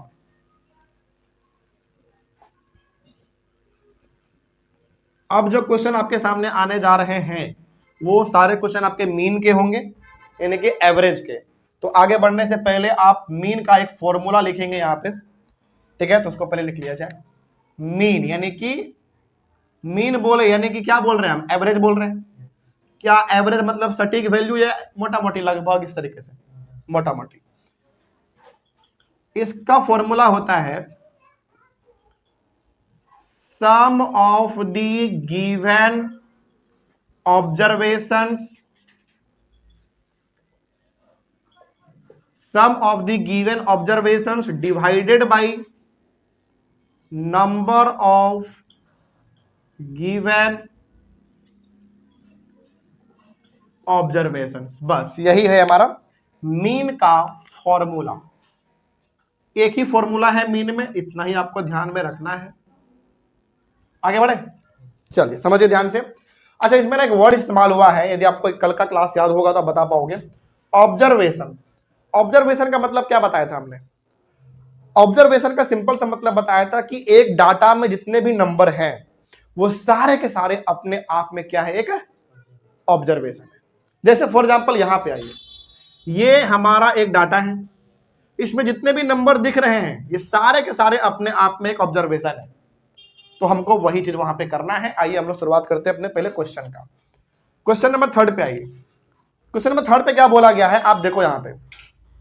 The pocket expenses of Rahul during a week are ₹100, ₹300, 150, 400, 500 and 600.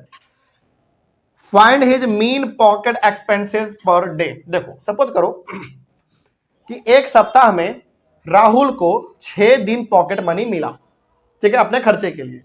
Suppose कर लीजिए कि हम ही राहुल है और हमको एक सप्ताह में 6 दिन अपने घर के तरफ से पॉकेट मनी मिला कि भाई तुम्हारा ये पॉकेट मनी है, तुमको इस दिन इतना ही खर्च करना है। मान लेते हैं कि मंडे को हमको मिला 100 रुपए, ट्यूसडे को 300, फिर वेडनेसडे को 150, थर्सडे को 400, फ्राइडे को 500 और सैटरडे को 600 रुपए हमको मिला। तो आपको यह बताना है कि पूरे इस 6 दिन के अंदर मोटा मोटी एवरेज हमको कितना मिला। हालांकि अलग अलग दिन का बात करेंगे तो अलग अलग दिन अलग अलग रुपया मिल रहा है हमको, लेकिन पूरे का मिला के 6 दिन का यदि आपसे कोई पूछ ले मोटा मोटी एवरेज बताओ कि हाँ यार 6 दिन में ना हमको लगभग इतना मिला, लगभग इतना। क्यों? क्योंकि मीन निकाल रहे हैं ना, और मीन कभी भी सटीक वैल्यू नहीं होता, वो एवरेज बताता है, मोटा मोटी हाँ लगभग इतना मिला। तो जरा आप बताइए 6 दिन में हमको इतना रुपया मिला। अब जब हम मीन निकाल लेंगे तो क्या लगता है आपको कि हाँ सर को डेली इतना ही मिलता होगा? सही बात होगा? नहीं, लगभग, हाँ लगभग सर को इतना लगभग मिलता होगा, मोटा मोटी का वैल्यू हम लोग बात करते हैं। तो इसी का हमको निकालना है मीन कि बताओ राहुल को लगभग 6 दिन में डेली कितना मिला। तो आइए हम लोग बात करते हैं सॉल्यूशन नंबर 3 पे। पहले तो आपको करना क्या है, फॉर्मूला हमारा कहता है sum of the given observations. Given observation का मतलब हो गया कि जितने भी इसमें नंबर दिए गए हैं इन सब को आप क्या करोगे, पहले जोड़ोगे, सम करोगे। तो आइए पहले हम लोग इसको सम करते हैं। तो जरा बताइए, पहला हमारा कितना है 100 रुपीज, फिर 300, फिर 150, फिर 400, उसके बाद और उसके बाद 600। इतना समझ में आया? अगला अब यहां पे थोड़ा सा हम लोग बात करते हैं, इन सबको जोड़ते हैं पहले।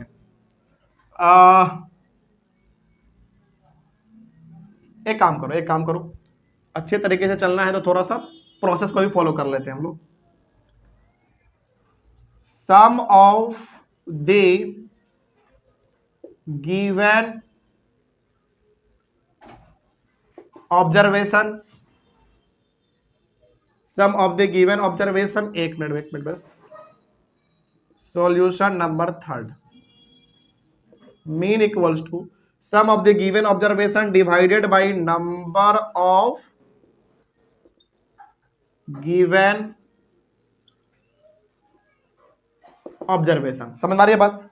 देखो ऊपर में क्या कहता है, sum of the given observation. Observation का मतलब होगा कि जो डाटा दिया हुआ है आपके पास, इसमें जितने भी नंबर है सब अपने आप में क्या है, एक ऑब्जर्वेशन है, कल हमने पढ़ा था। तो इन सबको पहले आप जोड़ दो, यानी कि प्लस कर दो। तो आइए प्लस करते हैं। 100 प्लस 300 कितना, 400। 150 को बाद में कर लेंगे। 400 प्लस 400 800, 8 और 5 13, 13 और 6 19, 1900, 19 और 150 कितना, 2050, 2050, 2050 divided by number of given observation, यानी कि कितने हैं इसमें टोटल ऑब्जर्वेशन, जरा देखो तो 1 2 3 4 5 6, यानी कि जितने भी हैं इसमें ऑब्जर्वेशन सबको क्या कर दो, देखो के गो है ऑब्जर्वेशन, यानी कि कितना है, 1 ऑब्जर्वेशन, 2 ऑब्जर्वेशन, 3 4 5 6। तो इसको डिवाइड कितने से करना है, 6 से करना है। समझ में आ रही है बात? चलिए अब आइए थोड़ा सा इसको हम डिवाइड कर लेते हैं। यदि आपको एग्जैक्ट आ रहा है तो वो भी ठीक है, नहीं तो फिर कोई दिक्कत नहीं, डायरेक्टली होगा तो ठीक है, कर लेते हैं। 6 से करते हैं पहले, कितने बार में, 3 बार में 18, 2 बचेगा, यहाँ पे 5 आएगा, 4 बार में कितना 24, यहाँ पे 1 आएगा, ये हमारा कट जाएगा, यहाँ पे 1 बार में 6, फिर पॉइंट कितने बार में 36, 4, फिर 0 देंगे तो फिर वही रिपीट हो जाएगा, यानी कि लगभग 341.6 रुपीज, लगभग इतना, यही हमारा हो गया आंसर। तो हैंस आगे क्या बोला गया था, find his mean pocket, hence mean pocket expense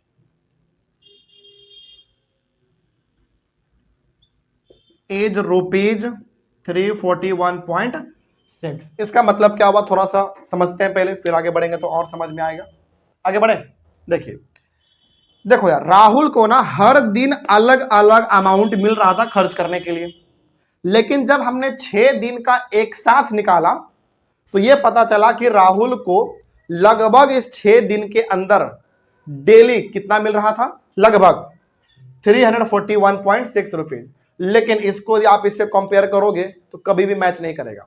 आपको यहीं पे साफ दिख जाएगा कि यार पहले दिन तो 100 रुपये मिल रहा था, लेकिन आप हर दिन बोल रहे हो कि 341 रुपीज मिल रहा है। इसीलिए हमने कहा कि एवरेज जो होता है ना वो पूरे का क्या बता देता है, एक मतलब कि जो मीन निकालते हैं आप, वो पूरे का एक एवरेज बताता है, मोटा मोटी एक वैल्यू बताता है कि हाँ लगभग हर दिन उसको इतना रुपया मिल रहा होगा। जैसे पहले दिन कम मिला, उसके बाद थोड़ा ज्यादा मिला, फिर कम मिल गया, फिर ज्यादा मिला, फिर ज्यादा मिला, और सबसे ज्यादा 600 तक उसके पास रुपया गया है। तो यहां पे आप देखोगे तो किसी दिन कम मिल रहा है, किसी दिन ज्यादा मिल रहा है, इस तरीके से कभी आप आइडिया लगा ही नहीं पाओगे कि ओवरऑल उसको कितना ज्यादा मिला कितना कम मिला। तो मीन इसीलिए निकाला जाता है ओवरऑल आइडिया लगाने के लिए कि उसको टोटल 6 दिन में पूरा लगभग कितना डेली मिला होगा। तो तो यहां पे हमने मीन निकाला 341.6 रुपया, जिसका मतलब है कि लगभग उसको 6 दिन में डेली लगभग इतना रुपया मिल रहा था। लेकिन क्या हकीकत है ये बात? नहीं। क्यों? क्योंकि ये एवरेज है, और एवरेज कभी भी सही बात नहीं होता। वो एक आपको रफ आइडिया देता है मोटा मोटी कि हाँ लगभग इतना के आसपास। कोई दिक्कत इसमें? समझ में आए चीज? तो कैसे निकालोगे इसका formula? Sum of the given observation, यानी कि जितने भी इसमें ऑब्जर्वेशन दिए हैं इन सबको क्या करोगे? पहले जोड़ोगे और डिवाइड करोगे नंबर ऑफ ऑब्जर्वेशन से कि कितने ऑब्जर्वेशन हैं। तो सबको हमने जोड़ा तो 2050 आया, और टोटल ऑब्जर्वेशन का बात करें तो 6 था। इस तरीके से हमने डिवाइड किया 341.6 के आसपास लगभग हमारा आ गया, यानी कि उसको लगभग 6 दिन में हर दिन 341.6 के आसपास पॉकेट मनी मिल रहा था। इस तरीके से ये हो गया हमारा कंप्लीट। आगे बढ़े, चलिए अब कुछ थोड़ा बेसिक क्वेश्चन, लेकिन काफी इंपॉर्टेंट क्वेश्चन। आइए उसके बारे में पहले हम लोग डिस्कस कर लेते हैं। पहले यहीं पे आइए, नहीं तो एक काम करो इसको मिटाते हैं, क्योंकि हमको इसमें कुछ नोट वगैरह भी बताना है, तो उसको थोड़ा अच्छे तरीके से हम लोग देखेंगे। पहला क्वेश्चन पे आते हैं, क्या लिखा हुआ है पहले, मतलब 4 नंबर पे, find the mean of first 5 natural number. Natural number क्या होता है? नेचुरल नंबर का मतलब सिंपल सा काउंटिंग नंबर। काउंटिंग नंबर याद कीजिए, बचपन वाले क्लास में जब मैम आपको बोलती होंगी कि काउंटिंग नंबर लिखो, तो आप कहां से शुरुआत करते थे? 1 से। तो काउंटिंग नंबर को हम लोग कहते हैं नेचुरल नंबर। तो यहां पे एक नोट पहले हम लोग लिखेंगे, एक नोट, ताकि आगे का सवाल हमारे लिए इजी हो जाए। तो यहां पे लिख लेंगे हम लोग नेचुरल नंबर के बारे में। Natural number is a counting number. Natural number is a counting number. इसका एग्जाम्पल हम लोग ले लेंगे 1 2 3 4 5 6 7 8 9 10 11 12 13 14 15 16 17 18 19 20 डॉट डॉट डॉट डॉट, बहुत आगे ये जा सकता है। कोई दिक्कत इसमें? तो नेचुरल नंबर का सिंपल सा मतलब हो गया कि वो काउंटिंग नंबर ही होता है, 1 से स्टार्ट होगा और इसका कोई अंत नहीं है। आगे बढ़े। अब इसमें बोला क्या गया है? बोला गया है find the mean of first 5 natural number, यानी कि शुरुआत का 5 नेचुरल नंबर का आप क्या निकालो? मीन निकालो। शुरुआत का 5 बस। तो आइए हम लोग अपने सॉल्यूशन पर आते हैं। ये नोट आपको लिख लेना है इस क्वेश्चन को बनाने से पहले। तो सॉल्यूशन नंबर 4 पे आइए। देखो इसमें बोला है ना शुरुआत का 5 नेचुरल नंबर का मीन निकालो, यानी कि एवरेज निकालो। तो बताइए शुरुआत का 5 नेचुरल नंबर हमारा कौन सा होगा? 1 से लेकर 5 तक। तो यहां पे हमारा हो जाएगा 1 2 3 4 5। अब हमारा फॉर्मूला क्या कहता है? फॉर्मूला कहता है mean equals to sum of the given observation divided by number of given observation. तो बताइए हमारे पास टोटल नंबर है कितने? 5 ही तो हैं। तो इन सबको जोड़ो पहले। तो 1 और 2 3, 3 और 3 6, 6 और 4 10, 10 और 5 कितना हो गया? 15 divided by number of given observation. कितने हैं मतलब कितने को हैं? 1 2 3 4 5 है, तो 5। इनको आप सॉल्व करोगे कितना आएगा? 3। यही हो गया आपका आंसर। कोई दिक्कत इसमें? समझ में आई है बात? बस ऐसा ही क्वेश्चन आएगा आपके एग्जाम में भी कि शुरुआत के 10 नेचुरल नंबर का मीन निकालिए, तो यहां तक आ जाएंगे। 20 का निकालिए तो वहां तक आ जाएंगे, सबको जोड़ेंगे। हालांकि उतना दूर तक नहीं आता है, इसी तरीके से आएगा। तो बोला गया था कि शुरुआत के 5 नेचुरल नंबर का आप मीन निकालिए, तो इस तरीके से निकाल लेंगे।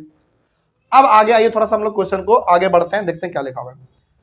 आगे बढ़ जाए ना, क्वेश्चन नंबर 5 में find the mean of first 6 odd natural number. अब ये ऑड नेचुरल नंबर क्या होता है? आइए पहले इसको देखते हैं। ये हो गया। देखो सिंपल समझो, नेचुरल नंबर तो होगा हमारा, लेकिन उसमें ऑड होने चाहिए। देखो यहां पे क्या लिखा हुआ है, find the mean of first 6 odd natural, यानी कि नेचुरल नंबर में ही क्या होना चाहिए? वो ऑड होना चाहिए। वैसे नंबर का आपको निकालना है मीन। कितने नंबर का? 6 गो। तो पहले तो आप इसी नेचुरल नंबर में 6 गो ऑड नंबर ढूंढ के निकालिए। तो आइए पहले अच्छा पहले तो ये बताओ कि ऑड नंबर क्या होता है। वो नंबर जो 2 से डिविजिबल ना हो, यानी कि वो नंबर जो 2 से ना कटे। तो इसमें हमारे कौन कौन से ऐसे नंबर हैं जो 2 से नहीं कटते हैं? तो पहला तो हमारा क्या हो जाएगा? अच्छा ये पहले सॉल्यूशन पे आते हैं। Solution number 5। तो यहां पे हम लोग लिखेंगे, पहले तो आप वो लिख लो, first 6 odd natural numbers equals to, कौन कौन नंबर होंगे हमारे? पहला देखो कौन कौन सा ऐसा नंबर है जो इसमें 2 से नहीं कटता। पहला तो 1 हो जाएगा, 2 से नहीं कटता। फिर 3 हो जाएगा, 1 3। उसके बाद 5 हो जाएगा, फिर 7 हो जाएगा, 9 11। कितना निकालना था? 6 निकालना था। तो 1 2 3 4 5 6। समझ में आया बात? मतलब सिंपल सा है कि आपको शुरुआत का ऐसा 6 नेचुरल नंबर लेने हैं। नेचुरल नंबर में भी कैसे नंबर? ऑड वाले, जो कि ऑड का सिंपल सा मतलब होता है जो 2 से डिविजिबल नहीं हो, जो 2 से ना कटे। तो ये सारे नंबर हैं शुरुआत के ऐसे 6 जो कि 2 से नहीं कटते हैं। तो अब आइए हम लोग अपने फॉर्मूला पे आते हैं। मीन इक्वल्स टू, ये फॉर्मूला आपको बार बार लिखना है, इसलिए हम बार बार लिख के आपको बता रहे हैं ताकि लिखते लिखते याद हो जाए। Sum of the given observation divided by number of given observation. तो आइए जरा बताइए, sum of the given observation, कितने ऑब्जर्वेशन है आपके पास? 6 है। सबको प्लस करते हैं। 1 और 3 4, 4 और 5 9, 9 और 7 16, 16 और 9 25, 25 और 11 36। तो यहां हो जाएगा 36 डिवाइडेड बाय कितने हैं? 6 हैं, तो डिवाइडेड बाय 6, यानी कि 6 आपका आंसर। यानी कि इसका मतलब सिंपल सा हो गया कि शुरुआत के 6 ऑड नेचुरल नंबर को यदि आप लेते हो तो उसका जो एवरेज आएगा वो लगभग 6 के आसपास आएगा। ठीक ना? एक एवरेज मतलब मोटा मोटी नंबर इतना ही के आसपास आएगा आपका। तो ये बात समझ में आया? ऑड नेचुरल मतलब कि नेचुरल नंबर में ही कौन सा? ऑड नंबर होने चाहिए। बस इस तरीके से ढूंढना है। आइए क्वेश्चन नंबर 6 को देखते हैं क्या लिखा हुआ है। Find the mean of first 5 prime number. शुरुआत के 5 प्राइम नंबर का आपको निकालना है मीन। अब सवाल, अच्छा इसको मिटा दे पहले, ये हो गया। ऑनलाइन वाले बच्चे जल्दी से इसको लिखिए, फिर आगे बढ़ते हैं। क्वेश्चन नंबर 6 पे आइए। Solution number 6। पहले तो आपको ये पता, अच्छा रुको इसको नहीं मिटाते हैं, इसका काम है हम लोगों को। ठीक है, तो फर्स्ट पहले बताइए प्राइम नंबर का मतलब क्या होता है? प्राइम नंबर का मतलब होता है ऐसा नंबर जिसका केवल 2 ही फैक्टर हो। क्या हो? 2 फैक्टर हो बस। ठीक है, क्या क्या होना चाहिए वो 2 फैक्टर? 1 और वो नंबर इटसेल्फ यानी कि खुद। ठीक है, तो इसमें से बताइए शुरुआत का 5 ऐसा कौन सा प्राइम नंबर है, यानी कि ऐसा कौन सा नंबर है जिसका केवल 2 ही फैक्टर होते हैं? 1 और वो नंबर खुद। पहले तो आप ये बताओ क्या ये 1 हमारा प्राइम नंबर है? नहीं है। 1 ना ही प्राइम नंबर होता है ना ही कंपोजिट नंबर होता है, ये बात ध्यान रखना आपको। तो 1 नहीं होगा। क्या 2 हमारा एक प्राइम नंबर है? 2 है, बिल्कुल है। 2 किससे किससे कटता है? 1 से कटेगा और 2 अपने आप से कटेगा। तो पहला प्राइम नंबर हमारा क्या निकला? एक मिनट बस। फर्स्ट 5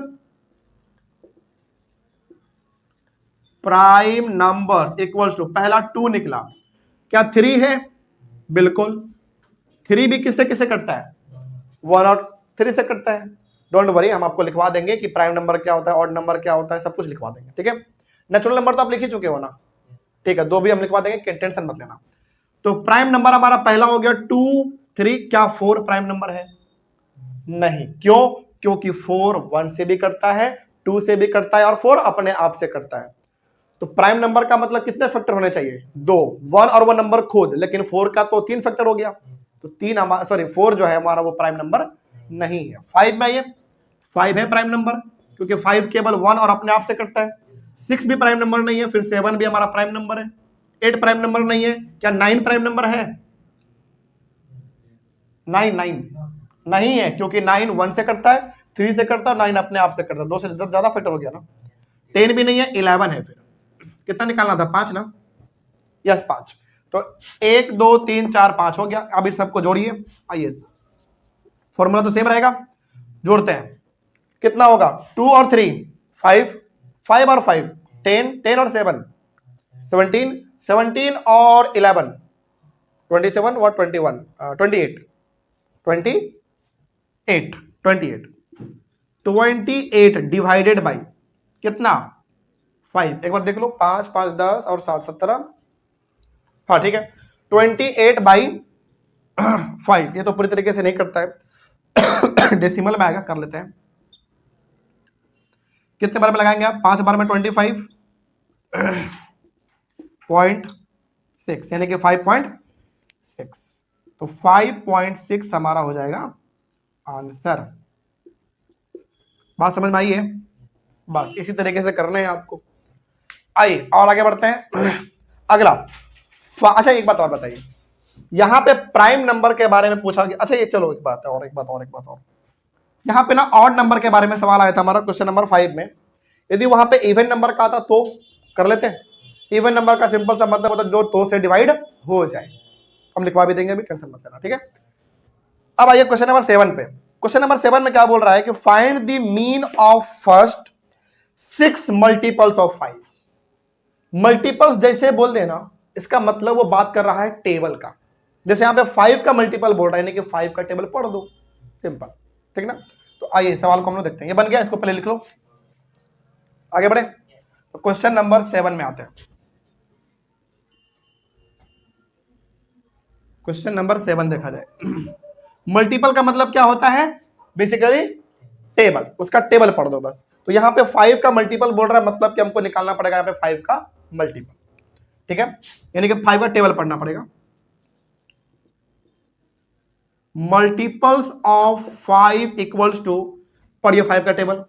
5 बन जा 5, 5 टू जा 10 15 और फिर 20 25 30 35 40 45 50 55 60 और भी हो सकते हैं ना आगे। सब तो 5 का ही मल्टीपल है, सब 5 के टेबल में आता है। अब हमको इसमें निकालना क्या था वो आइए पहले देखते हैं। फर्स्ट 6 मल्टीपल यानी कि 6 को लेने हैं आपको। कितने? 6। तो कौन सा होगा 6 हमारा? यहां से लेकर 6 को देख लो कहां पे पहुंचेगा, यहां तक 1 2 3 4 5 6। तो 6 मल्टीपल का हमको बस मीन निकालना है। तो इन 6 को क्या करना पड़ेगा? प्लस करना पड़ेगा। प्लस करते हैं। 5 और 10 15, 15 और 15 30, 30 और 20 50, 50 और 25 75, 75 और 30 105, 105, 105 डिवाइडेड बाई कितने? 6। ओके, अब ये भी नहीं कटेगा, तो इसको थोड़ा सा कर लिया जाए। नहीं कटेगा। इसको आप काटोगे 3 से, 3 3 जा 9, 3 5 जा 15, 3 2 जा 6, 35.2। इसका तो पॉइंट में ऐसे ला सकते हैं हम लोग। 17.5 यही होगा हमारा आंसर। हो गया, बस इतना ही करना था आपको इसमें। यानी कि 5 का 6 मल्टीपल का जो मीन आएगा वो 17.5 आएगा। इसको लिख लीजिए, फिर कुछ छोटे छोटे बातें हम आपको लिखवा देते हैं। हो गया, चलिए। अब नोट में आपने पहला लिखा होगा नेचुरल नंबर के बारे में। अब यदि वहां पे स्पेस है तो वहीं पे लिखेंगे, स्पेस नहीं है तो जहां पे क्वेश्चन अभी आपका खत्म हुआ होगा वहां पे दोबारा नोट डाल के लिख लेंगे, ठीक है। तो आइए हम लोग बात करते हैं अब अगले नोट में। अगला नंबर हमारा हो जाएगा इवन नंबर का। Even even number. ये किसके बारे में बात हुआ था? नेचुरल नंबर के बारे में, ठीक है। ये हमारा इवन नंबर। इवन नंबर क्या होता है भाई? इवन नंबर बेसिकली वो नंबर होता है जो 2 से डिवाइड हो जाए। शॉर्ट में लिख देते हैं, आपको याद रहेगा हमेशा के लिए, डिविजिबल बाई 2, यानी कि जो नंबर 2 से डिवाइड हो जाए वो नंबर को हम लोग कहेंगे इवन नंबर। इसका एग्जांपल बताइए जरा, कौन कौन सा नंबर है जो कि 2 से डिवाइड हो जाता है? 2, 4, 6, 8, 10, 12, 14, 16, 18 डॉट डॉट डॉट डॉट आगे भी हो सकता है, कोई दिक्कत इसमें? चलिए आगे बढ़ते हैं। ऑड हो, सॉरी इवन हो गया, उसके बाद ऑड नंबर पे आइए। ऑड नंबर कौन से होंगे? जो 2 से डिविजिबल ना हो, नॉट डिविजिबल बाई 2। तो कौन से ऐसे नंबर हैं जो 2 से डिविजिबल नहीं होते हैं? तो बताइए। 1, 3, 5, 7, 9, 11, 13, 15, 17 डॉट डॉट डॉट डॉट आगे भी जा सकते हैं। यदि मैं आपको एक शॉर्ट ट्रिक बताऊं तो ध्यान रखना, यहां पे आ जाओ। जिस नंबर के लास्ट में 0, 2, 4, 6, 8 रहेगा वो नंबर 2 से डिविजिबल होगा, यानी कि वो नंबर हमारा इवन नंबर कहलाएगा। और जिस नंबर के लास्ट में इन सब के अलावा जो बच गया वो रहेगा तो वो ऑड नंबर कहलाएगा। फॉर एग्जांपल 1 और 3, 5, 7, 9, बस ये शॉर्ट ट्रिक हो गया आपके लिए। यानी कि किसी भी नंबर के लास्ट में जब आपको 0, 2, 4, 6, 8 इन सब में से कुछ भी दिख गया तो समझ जाइएगा कि वो हमारा क्या है, कि इवन नंबर है और वो 2 से डिवाइड हो जाएगा। और किसी नंबर के लास्ट में इन सब के अलावा यानी कि ऐसा कुछ दिख गया तो समझ जाइएगा कि वो even number, sorry odd number है और वो 2 से डिवाइड नहीं होगा। ठीक है, आगे बढ़ते हैं। एक नंबर हमारा और बच गया जो कि आप लिख ही लो, prime number. Prime NUMBER। Prime number का मतलब होता है ऐसा नंबर जिसका केवल 2 ही फैक्टर होने चाहिए। तो यहां पे लिख देते हैं only 2 factor that is 1 and the number itself, यानी कि 1 और वो नंबर खुद। ठीक है, तो अब आप जरा एग्जाम्पल में हमको बताइए कि कौन कौन से ऐसे नंबर हैं जो जिसका केवल 2 ही फैक्टर, यानी कि वो केवल 1 से कटता है और वो अपने आप से कटता है बस। तो पहला हो जाएगा हमारा 2, 3, 5, 7, 9 नहीं है, 10 भी नहीं है, 11, 13, 15 नहीं, 17, 19 dot dot dot dot dot, कई सारे हैं, कोई दिक्कत इसमें? चलिए इतना पहले लिखिए, फिर आगे बढ़ते हैं। एक नंबर और हमको लिखवाना है, एक नंबर लिखवाना है बेसिकली, और एक नोट लिखवाना है। ऊपर का हो गया होगा, ऊपर का हो गया, तो आगे बढ़ते हैं। इसके बाद आपको एक लिखना है इसमें कंपोजिट नंबर। प्राइम का बात हुआ तो कंपोजिट भी कर ही लेते हैं। कंपोजिट नंबर क्यों करवा रहे हैं पता है? क्योंकि मान लीजिए यहां पे सवाल हमने कंपोजिट का नहीं करवाया, आपके बुक में कंपोजिट का सवाल मिल गया तो फिर आप क्या करोगे, है ना? तो वहां पे काम आ जाएगा। तो कंपोजिट का नंबर होता है, मतलब होता है मोर देन 2 फैक्टर्स, यानी कि उस नंबर के जो फैक्टर हैं वो 2 से ज्यादा होने चाहिए। समझ रही है बात? 2 से ज्यादा, more than 2 factors that is, थोड़ा और इसको अच्छे से कंफर्म होने के लिए लिख देते हैं, याद रखने के लिए ठीक रहेगा। More than 2 factors that is 1 number itself and any other number. याद रहेगा इतना? क्या लिखा हमने? मोर देन 2 फैक्टर, यानी कि किसी भी नंबर का यदि 2 से ज्यादा फैक्टर है, यानी कि 1 वो नंबर खुद, इसके अलावा कोई एक और नंबर होना चाहिए। That is 1 number itself and any other number. ये एनी लिखा हुआ है, एनी अदर नंबर। जिस भी नंबर का 2 से ज्यादा फैक्टर हुआ वो नंबर हमारा कहलाएगा कंपोजिट नंबर। तो इसमें सबसे पहले नंबर पे कौन सा आएगा बताइए? सबसे पहले नंबर पे 4। 4 एक कंपोजिट नंबर है जो कि 1 से भी करता है, 2 से भी करता है और 4 अपने आप से भी करता है। 2 से ज्यादा फैक्टर हुआ कि नहीं हुआ? इसके बाद 6 के बाद बताइए 9, 10, 12, 14, 15, 16, 17 नहीं है, 18, 19 भी नहीं है, 20, 21, 22 और भी आगे हैं कई सारे। ये सारे हमारे कंपोजिट नंबर हैं जिसके 2 से ज्यादा फैक्टर है। आगे बढ़े, चलिए नेक्स्ट एक नोट आप और इसमें लिख लो, थोड़ा सा इंपॉर्टेंट है वो, स्टार मार्क डाल के, ये बहुत इंपॉर्टेंट है। 1 is neither prime nor